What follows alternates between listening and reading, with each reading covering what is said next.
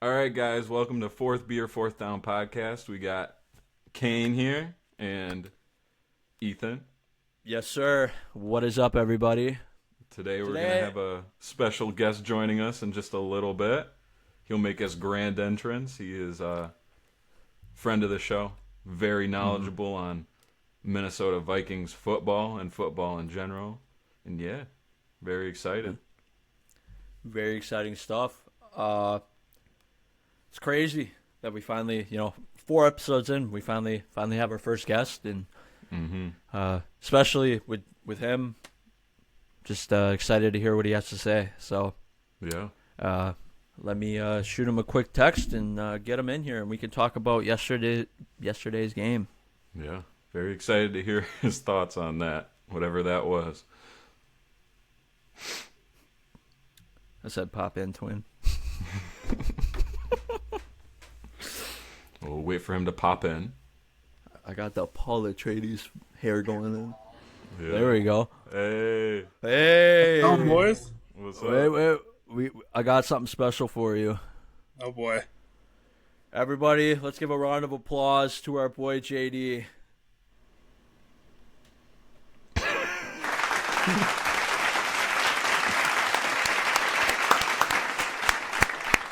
Appreciate it. Mm-hmm. Yeah, of course. Welcome. So, tell us a little bit about yourself. Yeah, big football fan. Unfortunately, lifelong Minnesota Vikings fan. It's brutal. It's not been fun. Yeah, love football, love talking football. I'm the guy that'll watch other football leagues before I turn on a basketball game. All about football. I'll watch indoor arena Canadian before I turn on a baseball game. All about that football. And unfortunately, all about those Vikings. It's a lot of heartbreak, a lot of struggle, but it's the life I've chosen. Just got to stick to it. Yeah. Heck yeah. All right, Absolutely. I will be right back. Somebody just All right. closed my door. Sounds good. All right. So, what are your thoughts on last night's game?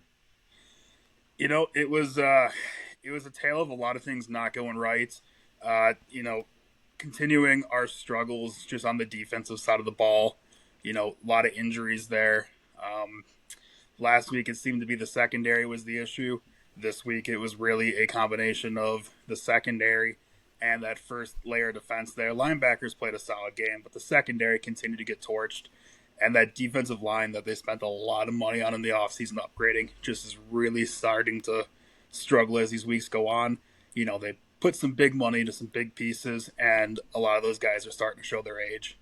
Yeah. And a lot of it comes down to drafting, which hasn't been great. And so a lot of free agent money is going into these guys who are breaking down once you get into dog days in the season here. And a lot of those guys, their bodies are breaking down. They're showing the wear and tear.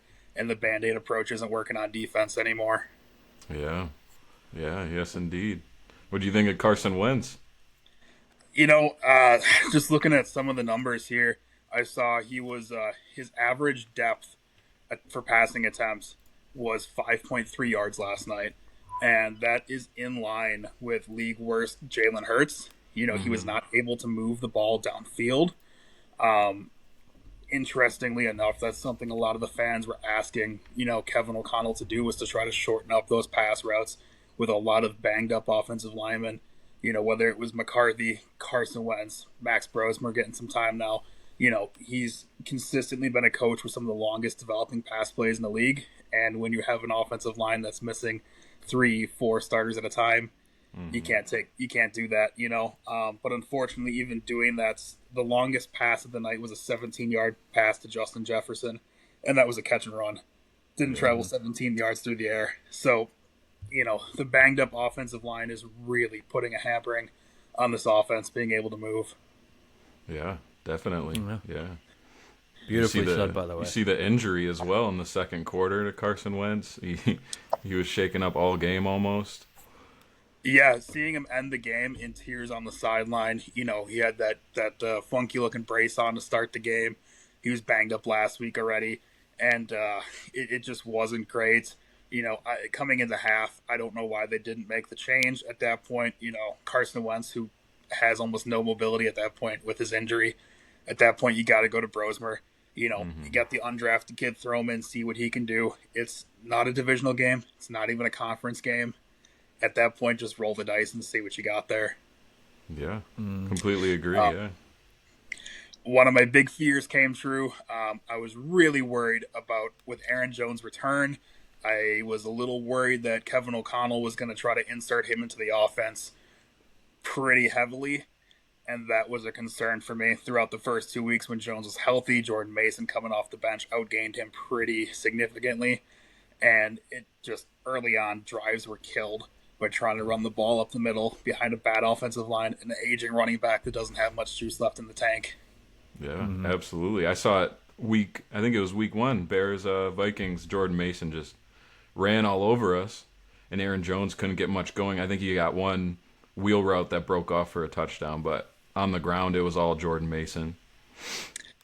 Yeah, you know, and I think that speaks to, you know, everyone, you know, likes to say about the Packers that they've always been a team that they'd rather move off a guy early than late, you know, and that's the perfect situation. Was last year they move off of Aaron Jones, they invest in Josh Jacobs.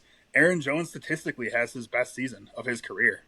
He hit rushing totals, you know, his highest total yardage was last year. His most rushing touchdowns in a season was last year. Not total touchdowns, but rushing touchdowns. He hit a total high. And this year he's completely fallen off. And I think if I'm Green Bay, I'm okay with that. You know, it's the last good year you can squeeze out of him. But now you're set up pretty well at Josh Jacobs. You know, and that's something they've done as a franchise pretty well consistently. And it worked out very, very well for them. But I don't see there being an effective spot in the offense for Jones. You know, in his absence, Zaire Scott really got some good snaps. You know, former college wide receiver turned running back from Minnesota. Had a touchdown in the game against the Steelers over in Dublin there. You know, really an elite route runner out of the backfield and can still pound the rock a couple times if you need him to. But at that point, you really just don't have a spot for Jones at that point. Yeah, absolutely. So you think Jones is done after this? After this Yeah. season? Or? I don't know if he hangs it up, but, I mean, there's not much juice left in the tank there. And unfortunately, you know, for as great as O'Connell's been, he's a very creative play caller. I think he can get the most out of a lot of his players, but his downfall has been his lack of ability to adapt until it's too late. You know, that's just been a huge downfall of his. And I think Jones is going to continue to be the workhorse until it's too late. Yeah. Yeah, you hate to see it.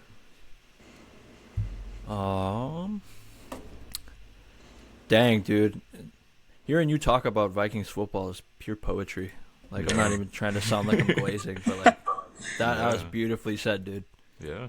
Yeah, and defensively, it just wasn't great either. You know, Harrison Smith has very, very clearly lost a step. I was saying it last year, but this year it's even more apparent. You know, makes it really, really hard to do heavy blitzes because you pretty much have to have another safety back there.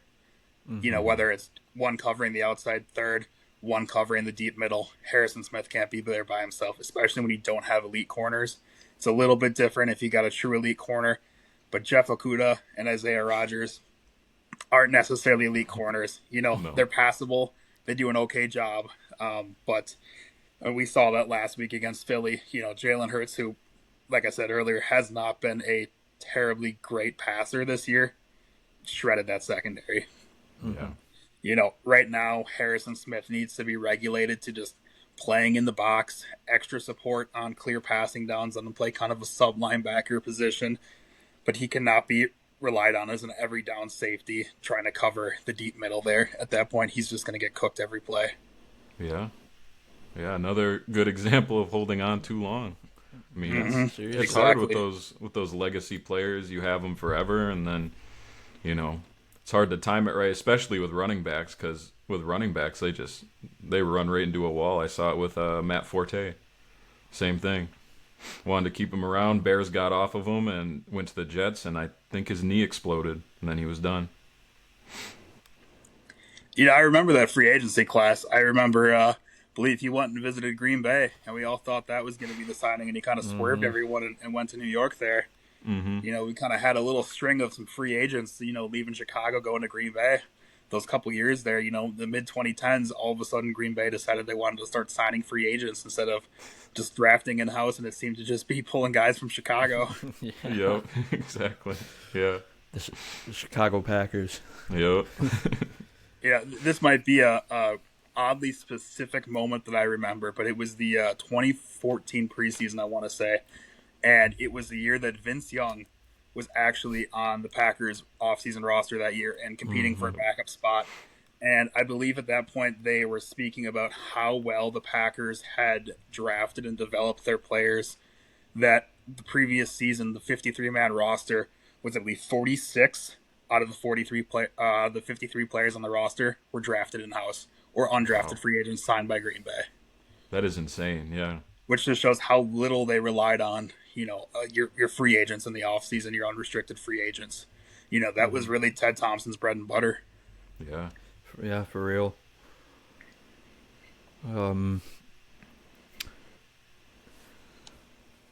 Dang. I'm speechless right now. JD, we need you on here full time, brother. Yeah, we need you as Hey, our I'll pop Vikings in as much as analyst. you take me. Yeah, I'll yeah. pop in whenever you want. I'm game. Hell yeah, dude. Well, should we get into the pick'ems then? Yeah, we could get into the pick'ems. Just one quick question: top 3 Vikings players of all time. Just your personal favorite. Yeah. Man, all time. I mean, as a kid, obviously, I grew up watching Adrian Peterson, so he's got to be there.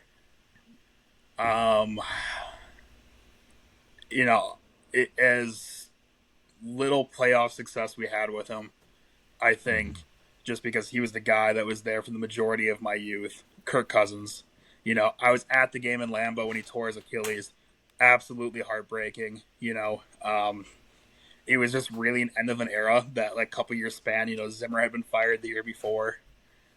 Rick Spielman, longtime GM, was let go, previous season as well. And at that point, the Vikings had won 3 or 4 straight after starting the season 0-4. And things were really turning around, and watching Kirk go down, knowing all right, that's the llast time we saw Kirk in purple. That was tough. Some great memories with him. I think of the comeback being down 33-0 at halftime against the Colts, and I missed that entire game. Really? I was in Oklahoma for Ryan Breeden's college graduation, Nice. and I missed the entire game. Yeah. I never let him forget. Yeah, he robbed me of that. Yeah, I wouldn't either. Yeah, no, I'd bring But it yeah, up as much as possible. AP, Kirk, and honestly, kind of a goofy pick here, but as someone who was a lineman, himself, big respect to Phil Lodeholt, one of the greatest tackles of all time. That dude held down that line for so many years. Him and John Sullivan up there together. John Sullivan's center for many, many years. He was really the anchor of that line and a huge part in Adrian Peterson's success for so many years. And keeping old man Brett Favre up from, preventing him from getting sacked. So at that point, he didn't have much juice left in the tank either. And, No. His life insurance. Yeah. Yeah. Bounty Gate could have been a lot worse if he didn't have Phil Lodeholt out there in pass pro. Yeah, no kidding. Oh, man. All right. Well, JD, now here's the part of the show where we go game by game every week, and we just pick who we think is going to win the game. So starting off, we got the Dolphins and Falcons. What are you thinking? I'm going Atlanta here. Yeah. I'm going Atlanta. Yeah, I it's just got to don't- be Atlanta. I don't The trust Miami. Dolphins just look absolutely abysmal. Nothing's going right for them. Defense sucks. They have Tua as their quarterback.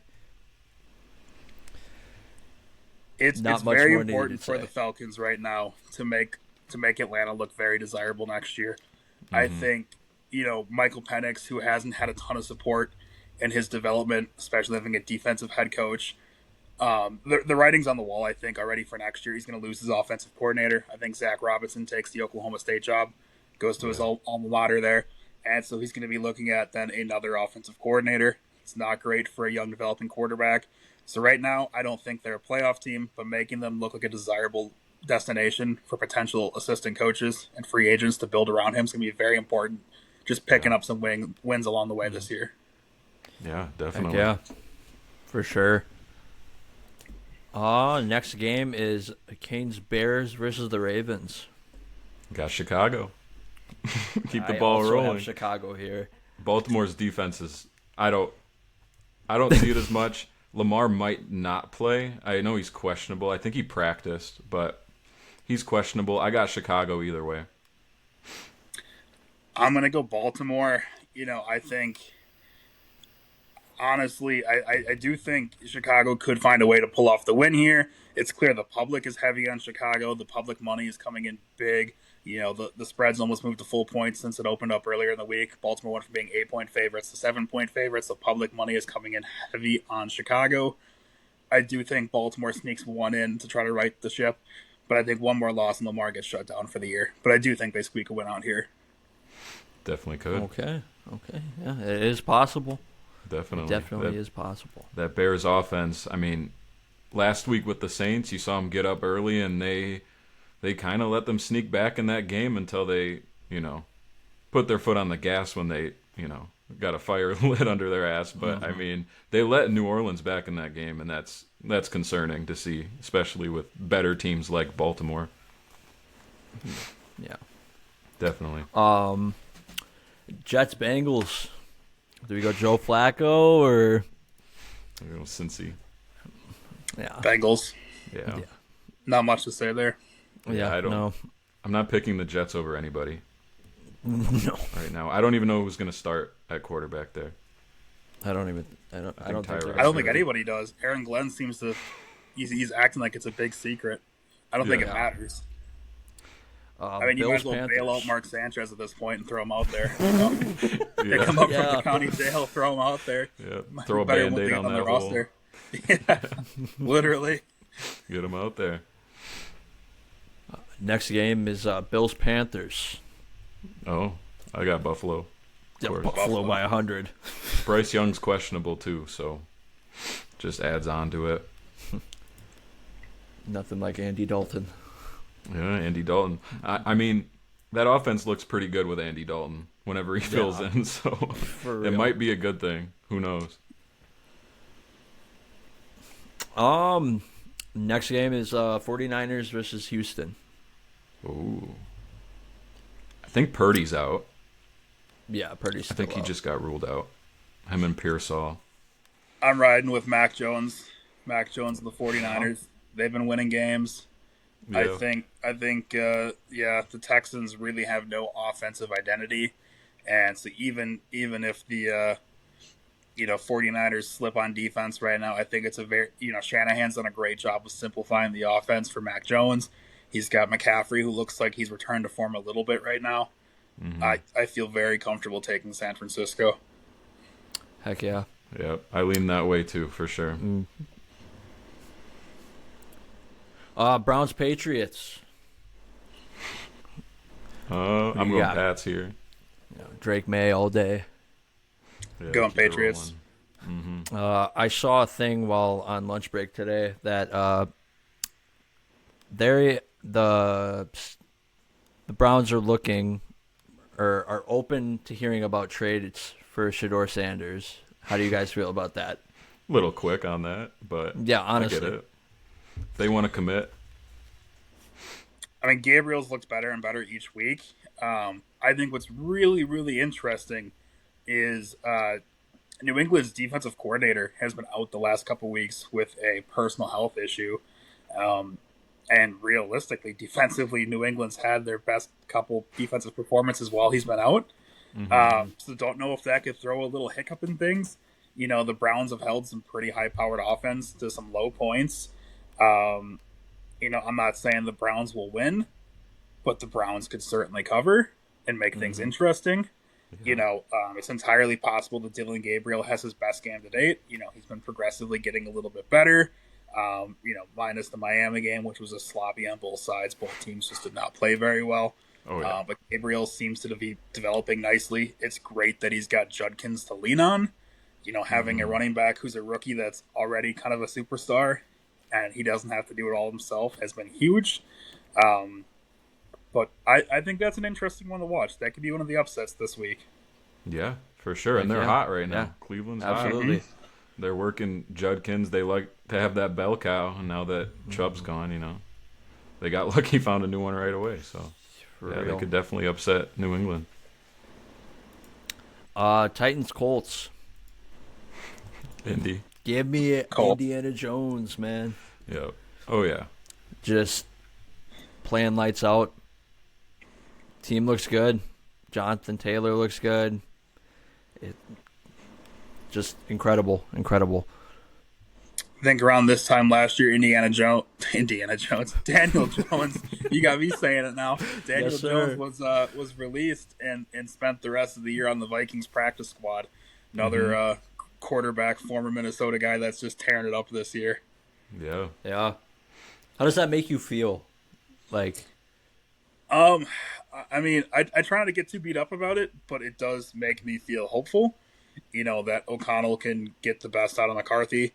I mean, realistically, we've seen 2 games of McCarthy. First one was his first game ever on Monday night. His second game was, again, on a short week, and it was the day after his son was born. Yeah. So, pretty short week. And again, at that point, too, I think he had 2 or 1 actual starters on his offensive line. So, I'm not ready to close the door on him yet, especially with how iffy the quarterback classes look next year for the draft. No one's really solidified themselves yet. Obviously, a lot can happen between now and May. This time last year, Cam Ward wasn't even being talked about as a day 1 or 2 pick. So, a lot of things can happen. But the way that O'Connell's been able to make some guys look pretty serviceable, and then that development was able to carry over to their new teams, I feel pretty hopeful. Yeah, it's definitely fair. It's especially weird just the public's reaction with quarterbacks. You used to see them sit for quite a while and have a little bit of a longer leash, but nowadays, people are ready to give up on JJ, and he barely played 2 games. We look at Josh Rosen, was he picked 10 in the draft, and then next year they take Kyler Murray number 1? Yeah. Yeah. I mean, it was given no time at all. Yeah.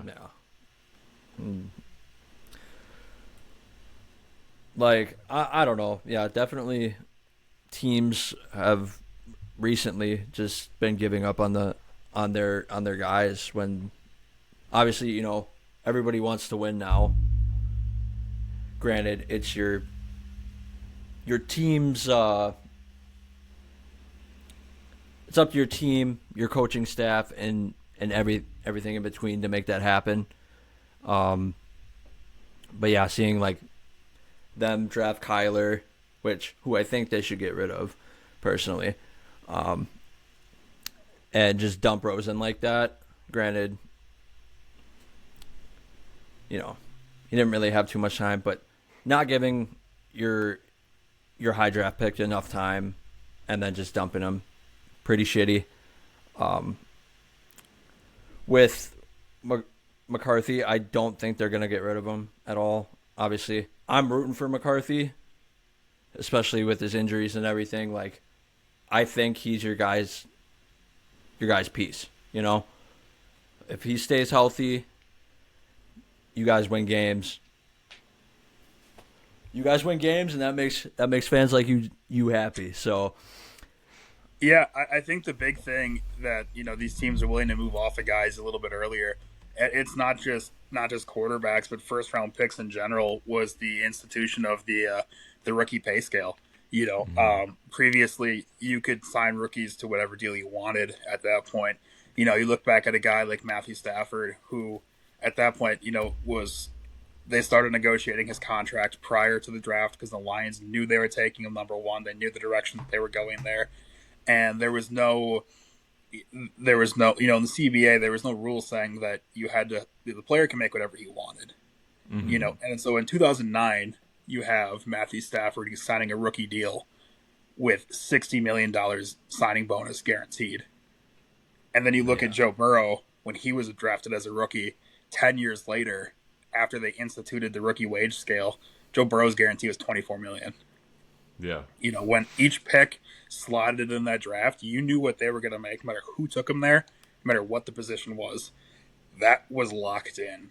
And I think that's been a huge difference, too. It took a couple of years for it to get to that point, because I think guys that have been in front offices forever weren't necessarily willing to adapt. But, you know, as younger guys are getting into the front offices and in those GM positions, they've never known an NFL where there wasn't a rookie wage scale. And Right. so to them, you know, if the guy's a bust and it's $25 million in dead cap, you move off them. I mean, you look at the Broncos this year, their biggest cap hit is Russell Wilson, 2 years removed. Mm-hmm. And it's panned out perfectly for them. Yeah. I mean, the playoffs last year with the rookie quarterback Bo Nix, and it's looking they'll make it again this year. Yeah. Heck And yeah. Russell Wilson's on the bench already. Mm-hmm. Yeah. Well, You gotta move on from your guy, even if you take that hit. You can't have that sunken cost fallacy, and you know you see it sometimes where, you know, like Kyler, you give him a big deal and you give him a long leash, and he just, what does he do with it? You know. mm-hmm. Like, I was talking to Cain about a live that I did a couple. What was that, last Sunday? Right, I was watching the Packer game. Yep. Mm-hmm. And I was talking.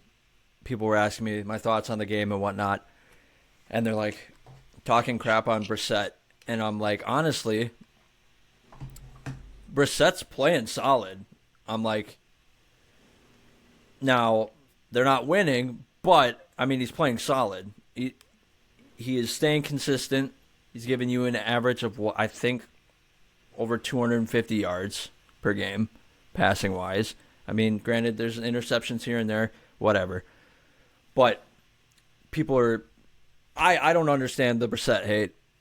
I think Arizona should just dump Kyler, keep Brissett for a little bit until they find their next guy, and who knows, maybe Brissett gets to a certain level where they're like, you know what, actually, we got our guy.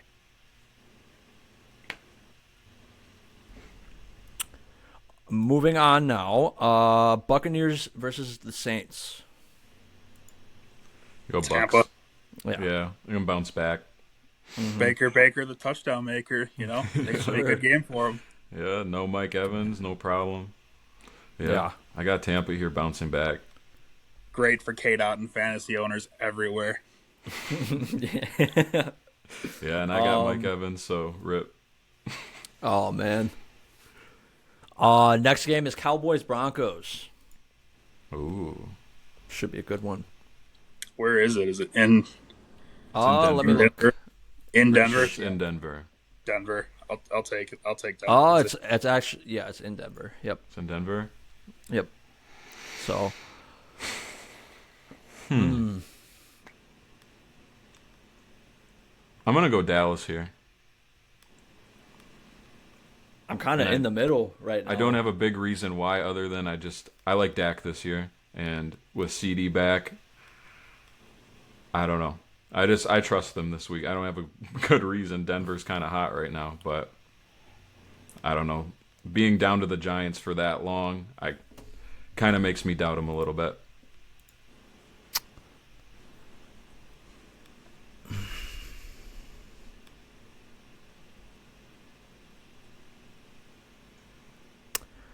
I'm going to go with Denver.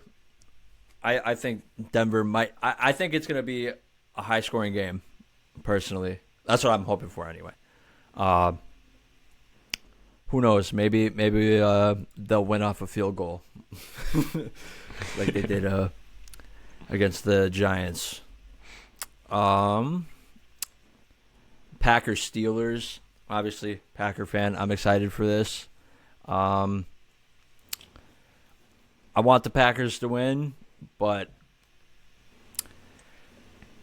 TJ Watt kind of scares me. And our offensive line, I mean, granted, we're starting to get our starters back. Got almost all of them. But I don't know. I honestly don't know. It could go either way. What do you guys think? Give me Pittsburgh here. Yeah, I'm taking Pittsburgh. You know, my big concern for Green Bay is going to be fending off that pass rush right now. They got a banged up offensive line. You know, you got Elton Jenkins, who's one of the best guards in the league, who is on a steal of a contract. You know, I thought that was a great deal they got when they signed him to that a couple years ago. But you got Elton Jenkins playing center right now, a guy that traditionally hasn't played center before in his career.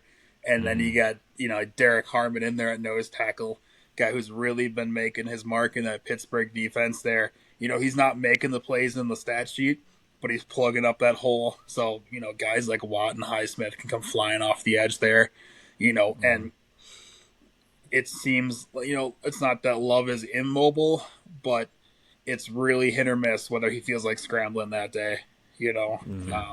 He either has 4 yards on the ground or he's got 30, you know, and realistically, if that pass rush is coming in through the middle, and then you got guys like Watt on the outside sealing the edge, I don't know where he's going to go. You know, they're going to have to go heavy with Josh Jacobs early as their workhorse guy, but that's not sustainable. You know, Steelers been airing it out pretty well. You know, Steelers have been really, really good about getting their offense off the field quickly. You know, they're making sure that Rodgers doesn't have to do too many long, methodical drives, keeping them on the field for a long time. You know, taking quarterback hits, whether they're a sack or just getting a hit on a pass. You know, they're really preserving Rodgers to make sure he's healthy, and they've been scoring quick.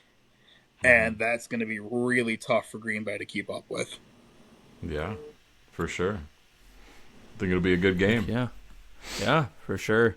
I'm just hoping that, you know, Love can play a game where he doesn't, you know, overthink. I always see this image on Packers game day where it's like him looking down at the jerseys of Rodgers and Favre and how he's going to play that day.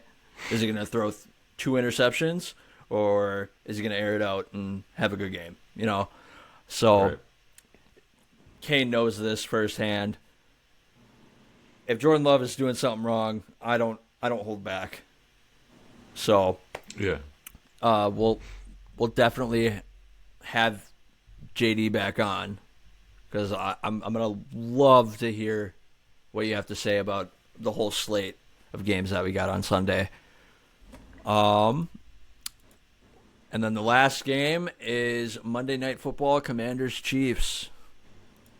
Chiefs. Yeah? Jaden Daniels isn't playing. I don't really feel that confident in Marcus Mariota winning against the Chiefs. Yeah. Give me the Skins. No, you got to go Chiefs here. But it is funny. Yeah, I was that going to say. it is two native references. Yeah. Yeah, Chiefs will win this game. I mean, just let me look at this. Hey, speaking of native references, our hometown Berlin Indians got a playoff game. If depending on when you guys are listening tonight, recording this on a Friday night, hometown Berlin Indians got round 1 playoff game against West Salem, way out by Lacrosse tonight. Hell yeah. Hell Best yeah. of luck to those boys. Yeah, ESPN Lacrosse is actually streaming the game on YouTube. Really? That's kind of awesome. cool. Heck yeah. Yeah. Hell yeah. Well, maybe when this is up, I'll put a little link on the YouTube for everybody to go watch. Yeah, Shout out Berlin. Can't be watching that. We got some CFL action tonight. Good, Oh, yeah? good Who's CFL playing? games tonight. Let's see. Who do we got tonight? I know my Riders, Grey Cup champions. They're playing so on Saturday fire, night. I got the shirt too, man. Riders got the best record in the league right now. They're making me feel a little bit better about the Vikings not being great. We got the Ottawa Red Blacks and the Hamilton Tiger Cats tonight. So should be a pretty big win by Hamilton. Ottawa's got nothing to play for. Their season's done. Shut down the starter. Hamilton's fighting for seeding in the playoffs yet. So Heck yeah. Nice. All right. I mean, hey. What's your go-to beer? Since we are the 4th Beer, 4th Down podcast, I got to ask. Oh man, I'm not as much of a beer drinker anymore. I'm a whiskey guy, but I'm also Good man. I'm cheap. So I like my Kessler. Real cheap stuff there. Yeah. But if I'm gonna drink a beer, it's probably gonna be an old style. Heck yeah. Hell Fair yeah. enough. Yeah. But shout out to Mutt at Master Cola's on Broadway back in Berlin when I go home and visit the fam. He pours that Kessler pretty heavy, so no complaints there. I actually haven't ever drank anywhere in Berlin. Yeah, because Cain and I are living here in Oshkosh, so if you want to, I haven't really gone out either since I moved to Milwaukee last year, and then I moved to Waukesha this past summer, and I really just I think it's because I tore it up when I was 18, 19, and now at 24, I just don't have the desires to go out to the bars. I want to stay in and watch football, watch whatever, and obviously just don't have the time. I mean, you look at start January through August, my Saturdays are taken by coaching football. Yep. I got practice and games, so my Saturdays are all booked doing that, traveling all over the state. So I just don't have the time anymore. Yeah, absolutely. That's what we got to do. We got to get you guys to a game next year. Home field's in Winneconne. Yeah, for sure. That would be sick. Yeah, Winneconne High School, not too far from Oshkosh, home field. So yeah. All right. Yeah. We'll definitely chat. I gotta ask you, that. are you repping the Aaron Jones jersey? I see the 3 on there. Is that what you're No, this is okay. I picked this up from Goodwill, and it was an instant cop. Okay, let's read the back. Is that Festival Foods? Fuck yeah, it is. Yeah, dude, I'm more of a Piggly Wiggly guy, but I can respect that.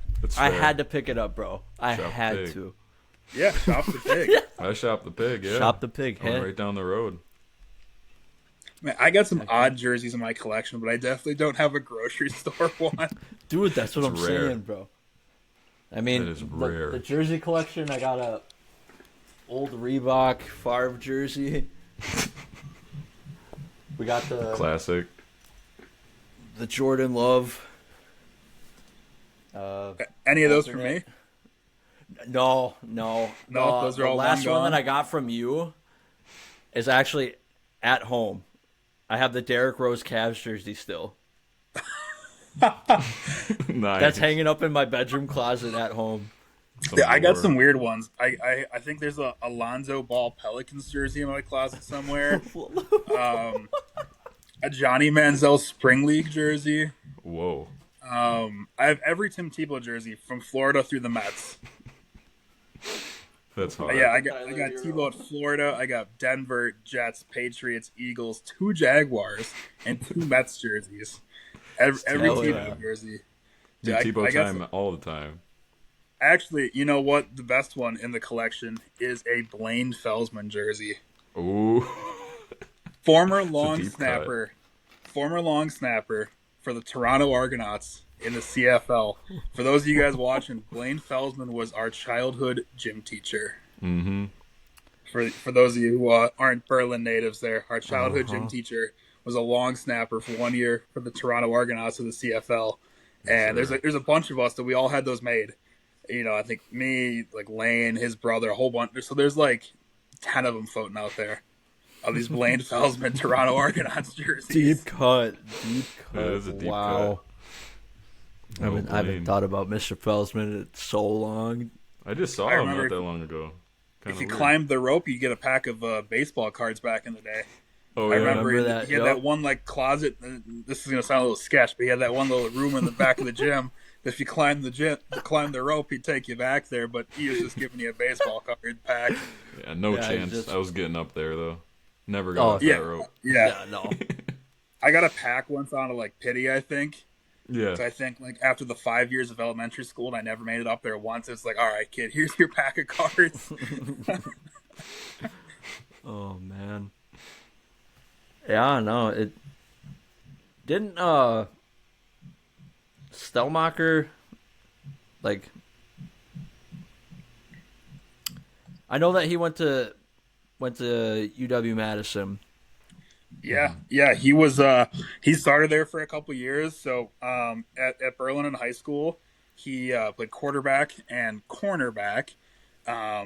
Actually, his best sport was baseball. As a junior in high school, he had MLB scouts coming to his games. Probably would have been like a 5th through 10th round pick. Good enough where he would have gotten the signing bonus. But he actually gave up baseball to track his senior year so he could do football, and he walked on it at Wisconsin. He kind of played a hybrid kind of linebacker safety. He bulked up a little bit. His first couple years, he got some decent playing time as a freshman, sophomore, but had a pretty nasty leg injury, I believe, his junior year. Came back his senior year and pretty much he dropped a bunch of weight and just played corner.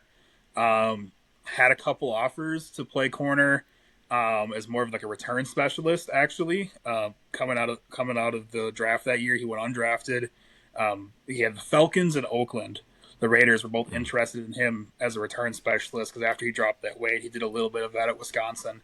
But he instead decided to come and coach. Huh. Yeah. I didn't know that. Pretty cool fact. Yeah, we've had a couple Berlin guys get to some higher football. Dallas Llewellyn played center at Wisconsin, a little bit of guard. He would have been 2014 NFL draft. He spent some time with the Lions and the Chiefs in their minicamp. Never made the roster. And the greatest would probably be Bill Butler. Yeah, he spent some time in Minnesota playing safety. Spent some time with the Steelers, with Dallas. And he actually played and coached a little bit for the Saskatchewan Roughriders in the CFL. I don't know if he still is, but he was coaching at Ripon for a while. Mm-hmm. But he's probably the greatest athlete to come out of Berlin. Yeah. Hell yeah. They haven't seen Cain on the sticks, though. No. We have had one MLB player from Berlin as well. His name is Fred Leasy, I believe. He played in the early 1900s. Played for the Boston Doves. I'm looking it up here to verify that. Yeah, Fred Leasy played for the Boston Doves in 1910 in the MLB from Berlin, Wisconsin. 1910 for the Doves. Died in 1967. So long time ago. Yeah. But the only man from Berlin to ever make the MLB. That's an elite pull right there. That's a crazy pull. I didn't even know that, dude. What the Leasy card. Yeah. Wow. Well, there you guys have it. I mean, having JD on the podcast has been eye-opening. I mean, it's incredible just how knowledgeable he is in the sport. We really appreciate him coming on and giving us just a little sneak peek into that football mindset that he's got. So, seriously, JD, thank you for coming on to the podcast, and we're hoping that maybe. I mean, you're definitely coming on again for sure. For sure, I'll be back whenever you'll have me. Yeah, I'll be happy to come anytime you guys want. So, seriously, man, thank you, and best of luck on coaching this year. Hopefully, everything's going well, and hopefully, you're doing well. It's been a really long time since we've gotten to chit chat. So, yeah, just working on the playbook. Off-season practices start at the end of December, beginning of January. We have about 4 months before the season starts in May. Had a decent year last year, but ended with a first-round exit in the playoffs. Big goose egg, lost 0-19 in the playoffs there. We really struggled with quarterback last year. We had a guy lined up from Notre Dame High School who's going to play quarterback from us, who ended up going to Point. Suffered an injury going into the season. We have a lot of college kids. For those of you who don't know how this works, it's a mixture of college kids playing like D3 ball, and then just other people that just want to play tackle football for fun. And a lot of the college kids will play to get themselves in shape for their college season or get filmed to transfer and whatnot. But he got hurt and wanted to, spend his time rehabbing in the summer to get ready for his college season. So we had kind of a rotating door at quarterback. Figured it out. Really talented guy by the name of Trey Smith. Went to Menasha High School. We kind of figured out with him towards the end of the year. It's going to be our quarterback going into this year. But coming in with 3-4 games left in the season, it's kind of tricky to find your footing, learn the playbook that early. So this year I think it's going to be a lot different. I think he's going to really thrive. redesigning the playbook to kind of work into his strengths, and I'm looking forward to it. So we'll get you guys out to a game, in Winneconne this next spring, and we can maybe do we'll do a little impromptu deep dive on that or something in the spring. We'll figure something for out. sure. Heck yeah, absolutely. Yeah, that'll be dope. Maybe do some coach interviews and player interviews after the game. Yeah, for sure. Yeah, that'd be super dope. Yeah. Heck yeah. Well, seriously, thank you again, man. Being our first guest. One more time. Round of applause for the one and only JD. Oh.